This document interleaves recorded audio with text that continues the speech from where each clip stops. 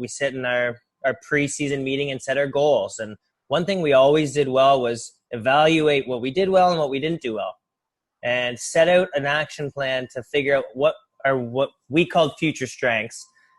Just put a positive spin on weakness, but what our weaknesses were, and how do we make those our strengths. So in particular, when we burst onto the senior scene, we were great skaters. We had this connection that everyone fell in love with forever, blah, blah, blah, but we couldn't lift.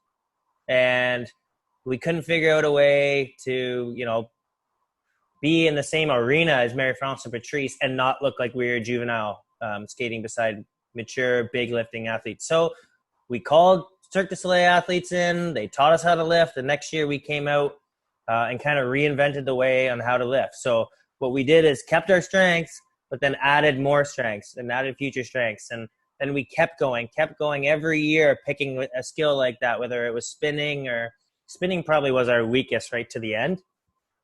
So that would be our future strength, even if we continued our career.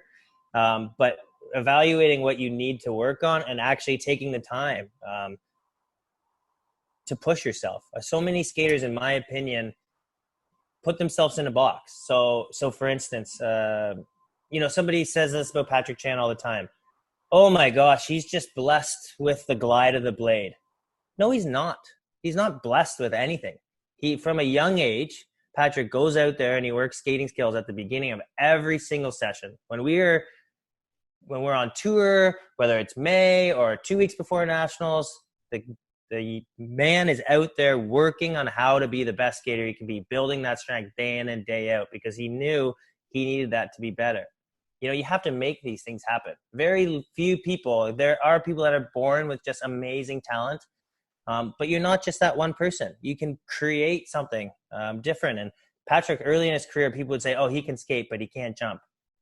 And then 2 years later, Patrick was the best jumper in the world.